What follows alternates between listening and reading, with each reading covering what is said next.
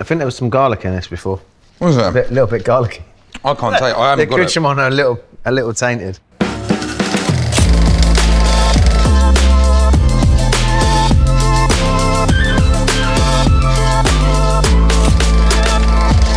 Do you want to do the intro? Hi, I'm Lee. And I'm Tom. Let's get the pan in. Get it hot, man. Did you ever see the Butters video with Jeff?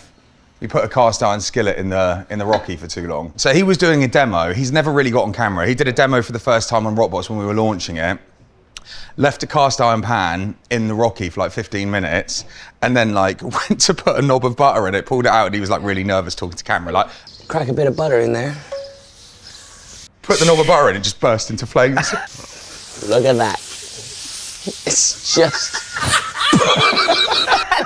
It's like, ah!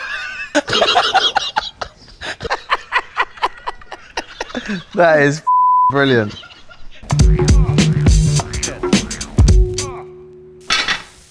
Mate, hot, eh? Look at that.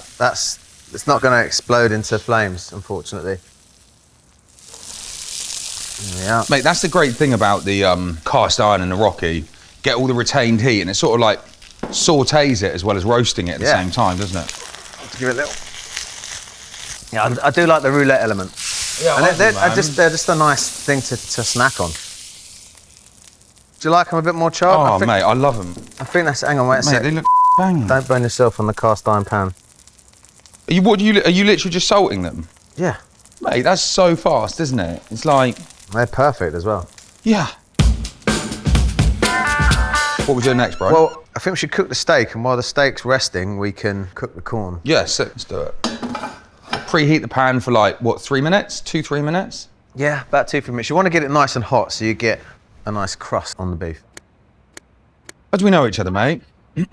I called you up. So I was starting BAM and I was searching around for a pizza oven. I actually called the number and you answered the phone. Did I? Yeah. Yeah. It must have been a while since that's happened. What was it called? Stone Bake Oven Company. Stone Bake Oven I remember chatting to you the first time we chatted, man. I remember it like it was yesterday. Ton of stuff to navigate, wasn't it? I think we spoke for about an hour and a half. Yeah. By the time I put the phone down, I was like, oh, it was just like a relief. Because I thought... Someone that just cares. Get a pizza oven from these guys, they can sort out the flue. It was a great experience. It was one of my favourite parts of the build. When Do you know what, the guys turned up and started building the... Yeah. Also, I felt like we were installing the heart of the restaurant. Totally. And do you know what, man? Your oven, like just generally over the years, is like the most famous oven, isn't it? It's like, because you've decorated it, you know, originally... Was it originally Kiss, wasn't it? And now the Warriors. We painted it black. It was originally Kiss, now it's the Warriors. Everyone wants pictures in front of the oven, don't they? And like, it's iconic. You know, loads of cool people in the culinary world and outside of that come and have pictures in front of the oven, man. It's always been a focal point, hasn't it? I started doing flatbreads. I really wanted to nail bread. I built an Alan Scott oven in my back garden, and I wanted to do, on my days off, I wanted to bake bread for the local community in my area. An Alan Scott oven is a type of build style, isn't it? He was a big part of the sourdough movement in San Francisco, and someone who's very influential on me in my career. A place, it was Tartine Bakery. Yeah, the guy who founded Mate, we chatted about Tartine, our first phone call. He made bread in an Alan Scott oven. So I thought it looked like a fun thing to do as well. Yeah. And I really enjoyed building the oven. It's such a nice journey, like building an oven, like doing a hand-built brick oven. That's obviously where I started. And you sort of like build this innate relationship with the oven before you even light it. You go on that journey, and it's like, it's a real magical thing. Like. The oven we got at BAM, the residual heat is a fantastic element, because we do a lot of overnight braises in there, pig head, oxtail, ox cheek. And pretty much everything goes through the oven, doesn't it? Yeah. It's the only oven we have in the entire building. Mate, look at that already. Mate, look at that. There you go, do you want it on that? Yeah, on there, that's a good one. So that was super quick. That was like...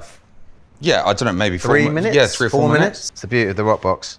And tell me about the bit of meat, man. Is it like aged? Because we're cooking in a black Roccbox, I got some black Aberdeen Angus. Nice, man. Got some snails, and we're gonna just cook those. I don't even think we need to put them in the Roccbox, but...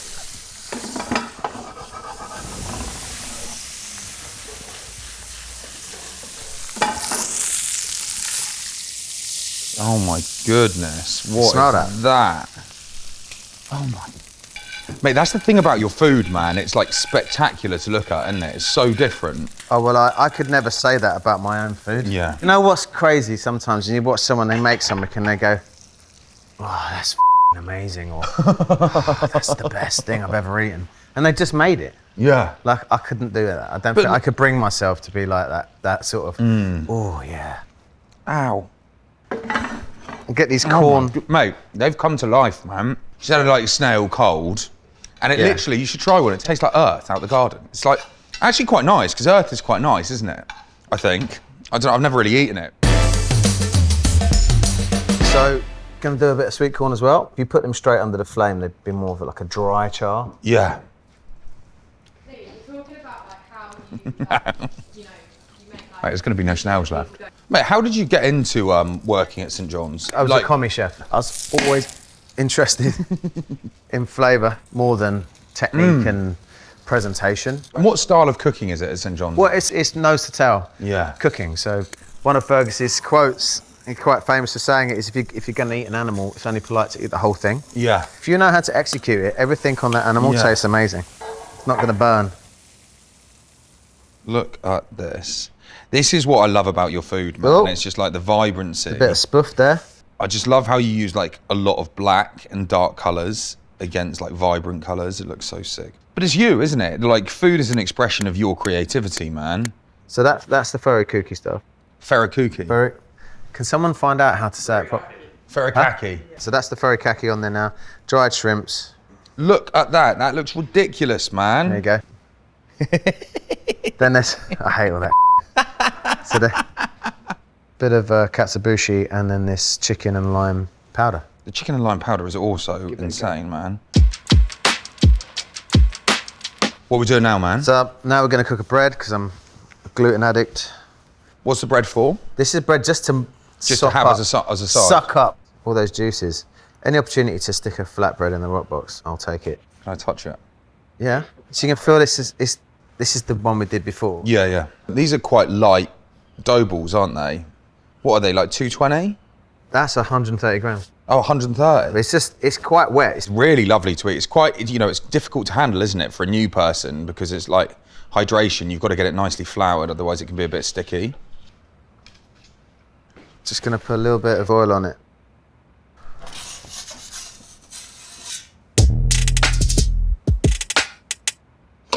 Where are you going with that, bro? Don't know, I feel like doing it at the end here would be, would be good. So this recipe came from Chad at Tartine Bakery in San Francisco. And then we've slowly adapted it over the years so it works for us. If you do them a little stouter, they'll puff up. Yeah, they puff nicely, yeah.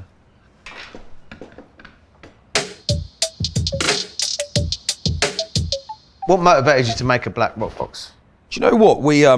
It was something that I always really liked anyway, just like black on black, like matte black with a little bit of gloss black. It just looks like cool, man, I suppose. It was like a design that I personally was drawn to. And then I just thought, what a perfect way to be able to like launch something that's really dear to me and close to us with our causes of doing it and contributing towards the charities that we've partnered with. So that was really it, you know, it was just fundamentally built from like loving design and loving this sort of sleek element of it. And then just the reaction that the world gave to it when we did one. Yeah. It was just like people went wild for it. Just thought there was like no better way of helping launch our initiative. Are they all, have they got an individual code? No, so the code, man, that's like my clean date. 3rd of the 2nd, 07. So that's like nearly 16 years ago. 3rd of February 2007 was like the first day that I ventured into rehab. That was like my first day of sobriety. And you've been clean ever since? Clean ever since, man, nearly 16 years. Wow, man, congratulations, man. On that. Thanks, man. That's a big achievement. So I think mental health is something that's definitely been brought to everyone's attention in the last couple of years in my industry. It's really important, mate, because so many people suffer quietly. No one speaks about it, especially like, you know, not that I've ever worked in the sort of culinary world or hospitality in the restaurants, but like long hours, you know, lots of drinking in the workplace. And I think being able to now use my story and like the company as a platform to be able to like pay our part in that journey of delivering awareness to people that struggle is like really important. And I think- highlighting it with something that's obviously Yes, ultra sexy and desirable will bring more attention. Is that Yeah. appropriate to say that? yeah, totally. It feels like the right time for me to be able to lean in and do my part, you know, and it feels like the right thing to do. That is very cool. Should we eat? Yeah. Oh, can I have the bone? Yeah, nozzle on that bone.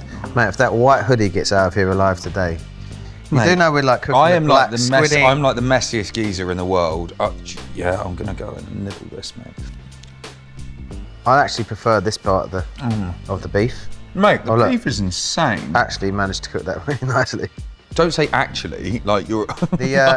This top part of the steak is my favourite. It's a little more toothsome. It's got such good fat running through it, hasn't it? And let's cut this fat up as well.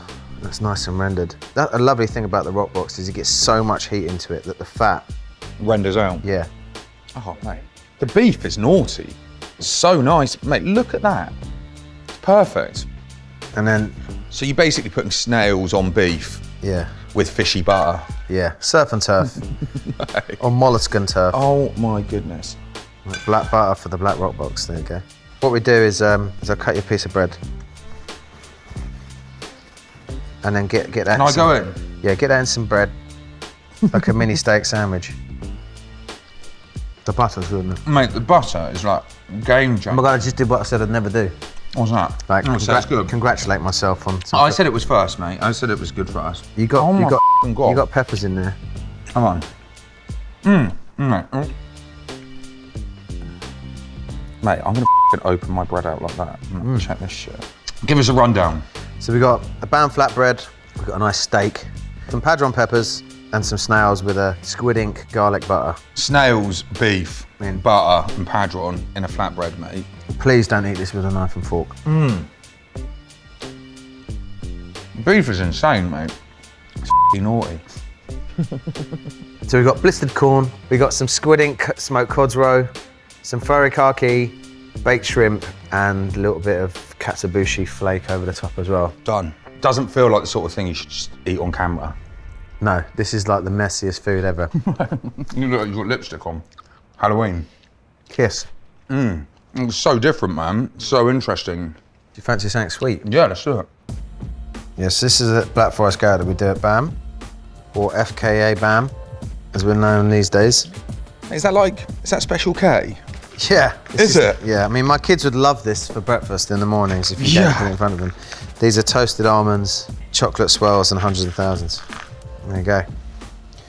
Usually we laden it with booze, but I did a booze-free one for you. Thank you, mate. Let's go. Oh, you got, yeah, you went deep, nice and deep. Oh my God. It goes everywhere. I want it to taste like something you get from Marks and Spencer's in like 1988. It's tasty, man. Mate, thanks for coming in. Thanks for having me, man. Been sick, man. Always a pleasure. Another day of loads of amazing food, man. I need to lie down now. Mate, me too.